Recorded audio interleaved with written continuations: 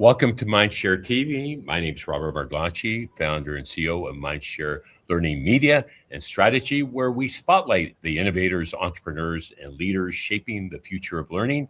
Today, we're excited to highlight a powerful opportunity for education entrepreneurs around the world. The Milken-Penn GSE Education Business Plan Competition is now accepting applications through February 11, 2026. Since 2010, this competition has awarded more than $2 million in cash and prizes while building one of the most vibrant ecosystems for education innovation globally. Joining me today, Rita Ferrandino, a good friend and strategic advisor and internationally recognized leader in education and innovation. Rita is the founder and the CEO of Arc Capital and innovation consultant with the University of Penn Graduate School of Education. She is widely respected as a growth catalyst across K-12, higher ed, and workforce development, helping education organizations scale impact through strategy, partnerships, and research-driven solutions. She also serves as a trusted advisor to high-growth education companies, educational institutions, and policymakers working to transform learning globally. Rita, great to have you on MindShareTV today. Thank you for joining us. Hey, Robert. Well, it's always a pleasure to be here. I hope you're keeping warm in Canada. We here in Philadelphia are, all bundled up. So it's a great day to be able to talk about the Milken-Penn Business Plan Competition. Absolutely. And it was great to see you at the FETC Can-Am a couple of weeks back. We've been on the go, as always. I recently returned from Arizona at ERDI. So thrilled to come back to 2.5 feet of snow and shoveling and work on my fitness, of course. Well, shoveling's great for your core fitness, but I want to take a minute and congratulate you at the Can-Am. You won an award, and it was a Lifetime Achievement Award, and it was wonderful to be able to be there with you and to share that honor. So I wanted your audience to know that you were given that award, and it was well-deserved, and congratulations, and good for you. Well, greatly appreciated. You're a great friend and mentor to me in many ways, too, and kudos to you for, this initiative and being a catalyst for it. For those new to it, what is the Milken-Penn GSE Education Business Plan Competition, and why does it matter so much for the future of education? Well, in times like we have education is changing around the world, and when things are changing, that's when innovation is most important. And so with AI and with the changes here in the U.S. in policy and policy changes really around the world, it's really a new opportunity. So the Milken-Penn Business Plan Competition is a competition open to any early stage education venture. You just need to have raised less than $2 million in venture capital and generated less than $2 million in annual revenue to apply.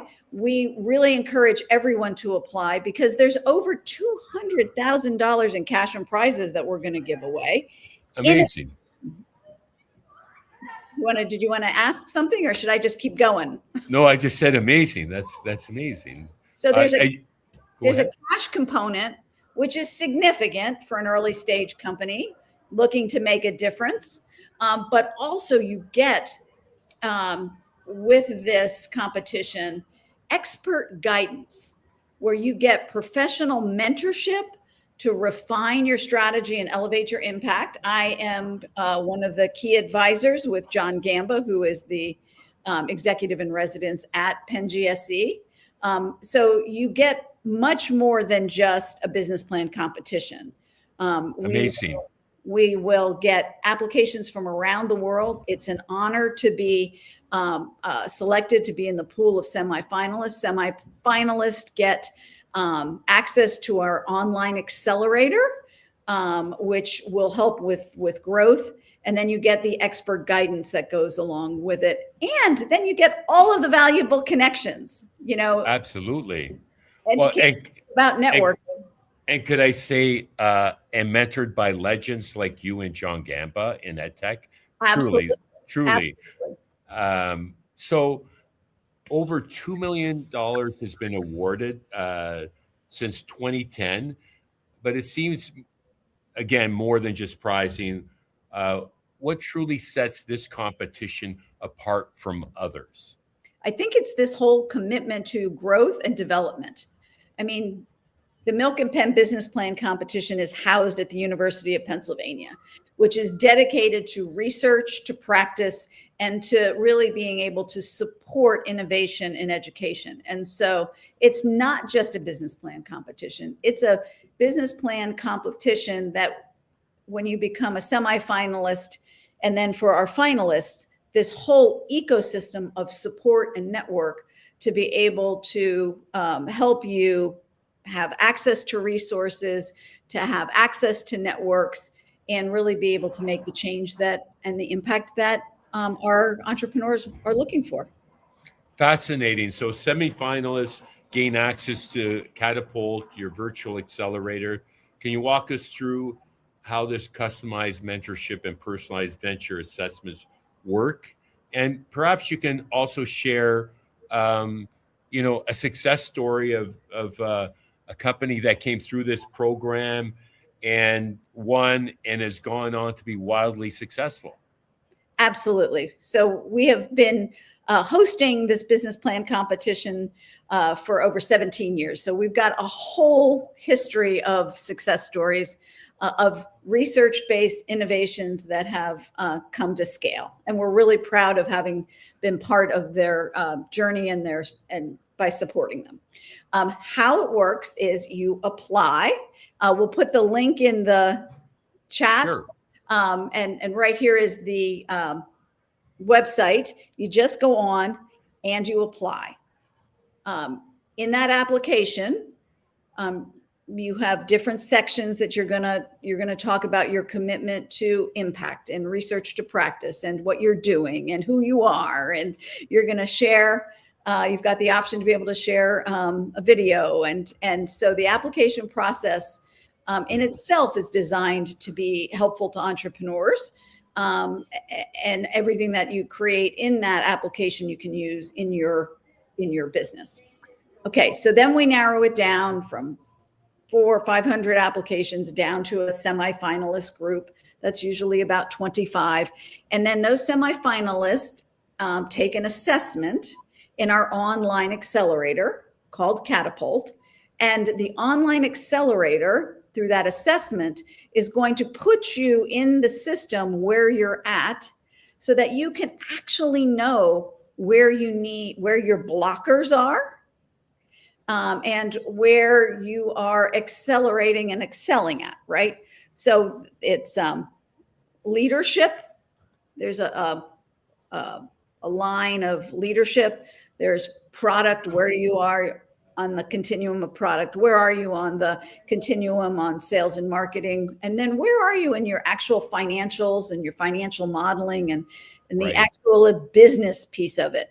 And so you, during the course of our 3 month of support, you are able to move through the different blockers in the system. And with that, then you get, expert guidance. You'll get guidance, content guidance from where your blockers are. And then you get access to John and I in the whole journey. How many will you accept? The applications we will accept from around the world. We usually get 400 to 500 applications a year. And you can narrow that down. Well, they come from around the world, and the companies, range from being an earlier stage idea stage to more fully executed businesses. But to qualify, the education venture has raised less than $2 million in capital and generated less than $2 million in annual revenue. So that leaves a whole lot of people who can apply, and people apply over, multiple years, right? They may apply 1 year and not get accepted, but apply again. We often have people who work on it over the course of time, hoping to be a semifinalist. Thank you for that. So you must have some past winners that stand out to you in memory for their uniqueness or market potential. It is a complex world now that we're in education, especially in the age of AI. Talk to me about one or two that impressed you, that you perhaps are still in existence. Because what do they say about 90% of businesses don't exist after 5 years, new businesses? That the odds of making it are not great. And here we are.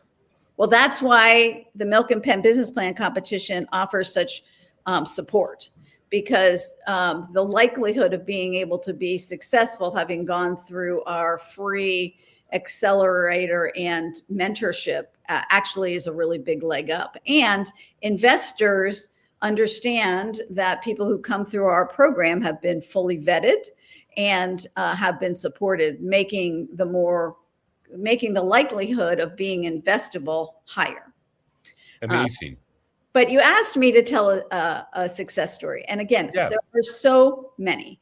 But the one I'm going to tell that just brings a big smile to my face is a few years ago, while I was at EdTech Week, there was a young man who literally stopped me crossing the street. And he was yelling at me saying, Miss Ferrandino, I want your mentorship. I have an idea and I'm working on it, and I've got an early stage business, and I want to know how you can help me connect to resources.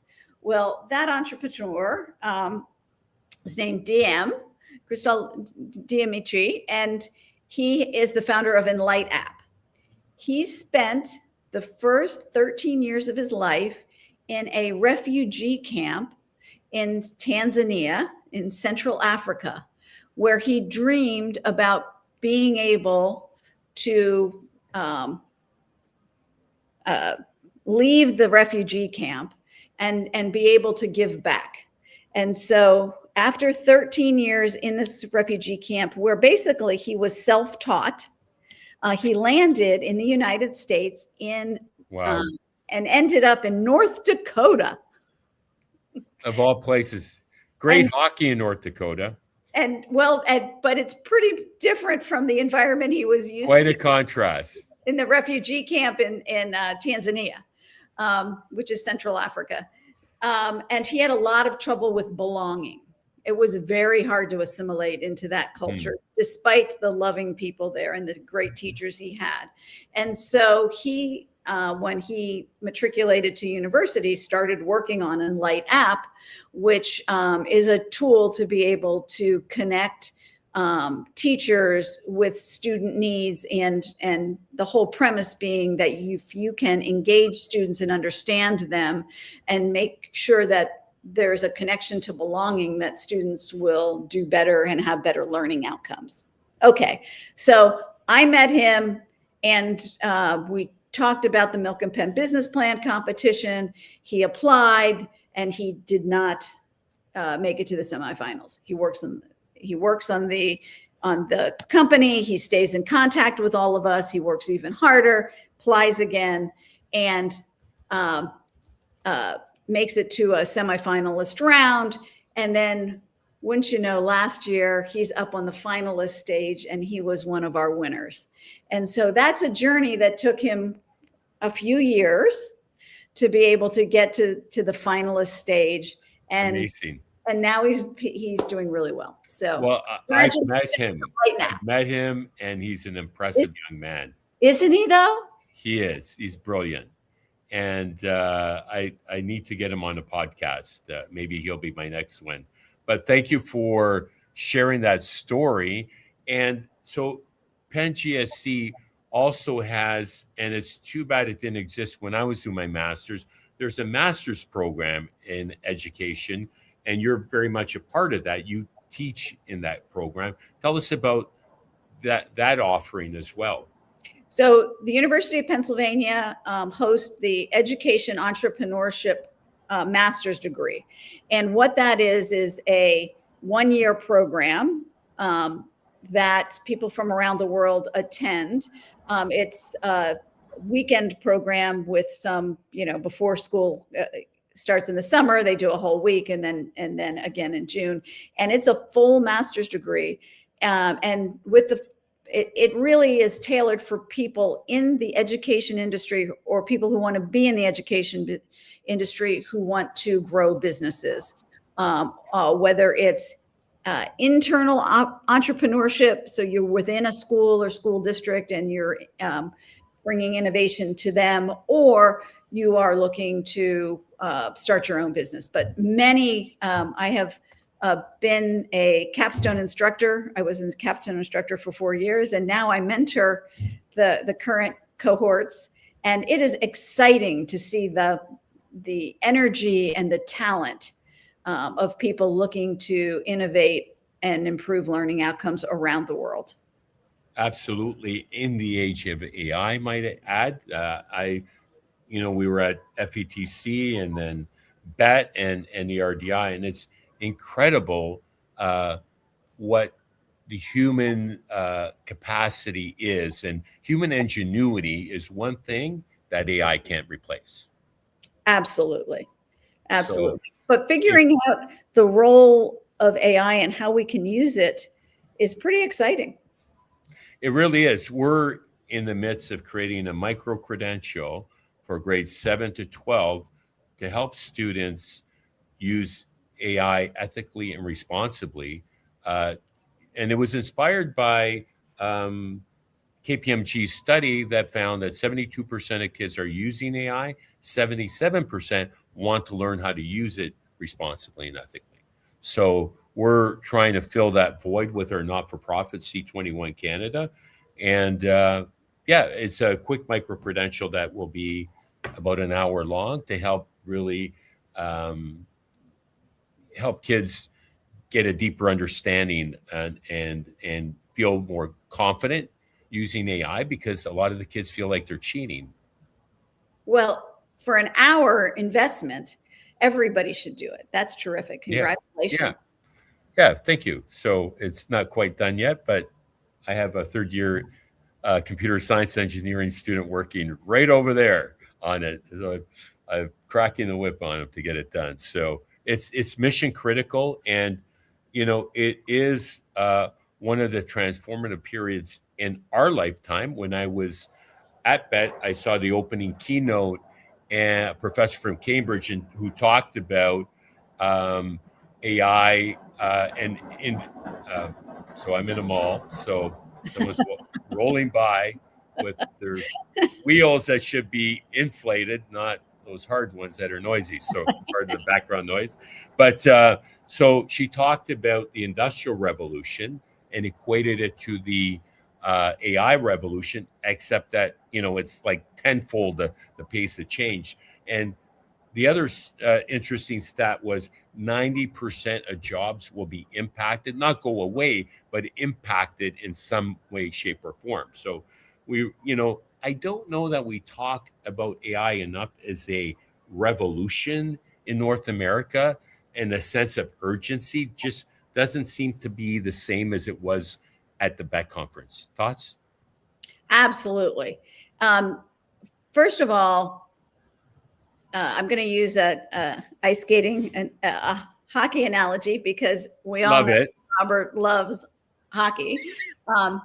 Wayne Gretzky's famous quote is, "You have to skate where the puck is going, not where the puck used to go."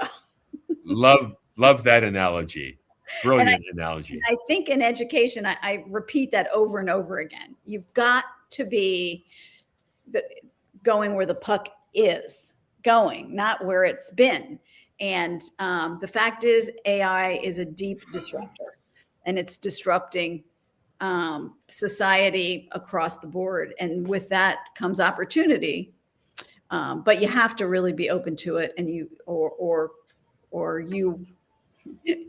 could be left behind. Well, to that point, I think this is another year where we're going to see more consolidation in the EdTech space, and companies may not exist. Thoughts on that? What are you hearing, seeing in that regard? Well, I think in education, we've got a bunch of things happening. One, it's not just the disruption of AI, right? We've got policy changes. I said this earlier. We have policy changes happening, certainly here in the U.S., which is one of the largest education markets, but around the world, we are seeing a shift in cultural values to education. And there's just this whole confluence of change happening at the same time. And so students are demanding more. Students want to be engaged more at the university level. They are expecting that they're going to have, for their investment, they're going to have a job at the end of it. Industry and businesses are expecting our educational institutions to provide them with workers who are capable and skilled. And so there's just a lot of shifts. And again, with those shifts, we see tightening budgets, which is going to cause the consolidation. And I'm not sure that's a bad thing. We Absolutely. don't necessarily need to have our institutions looking the way they have. One Absolutely. area just is in, our teacher pipeline. We talk a lot about teacher pipeline and how important that is. Today's young person, they're not being attracted to a profession where they get up at 7 a.m. and work from 7 to 3 o'clock, 5 days a week in a very structured setting, for 8 months a year or 9 months a year, right? They're looking for flexibility. They want to be able to have hybrid work. They want to be able to have flexibility.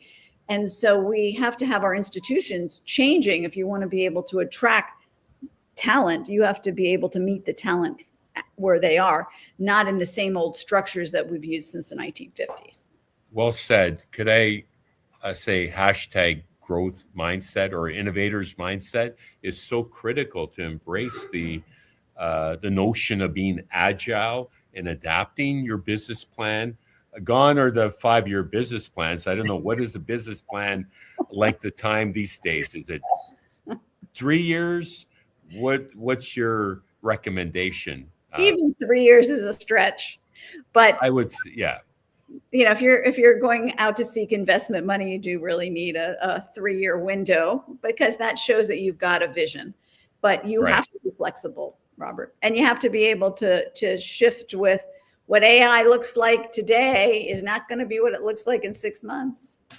Absolutely. Well, Rita Ferrandino, thank you for sharing how this competition supports not just winning ideas, but strong founders and sustainable education ventures. To our MindShareTV audience, whether you're building a K-12 or higher ed or workforce learning or EdTech more broadly, this is an opportunity to gain mentorship, visibility, and access to a powerful global network and amazing mentors like Rita.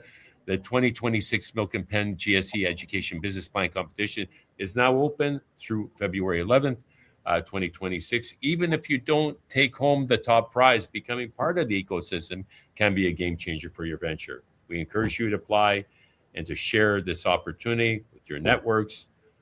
Thank you for joining MindShareTV. That was Rita Ferrandino. My name is Robert Martelacci, and until next time, stay healthy, stay safe, and keep the learning curve steep.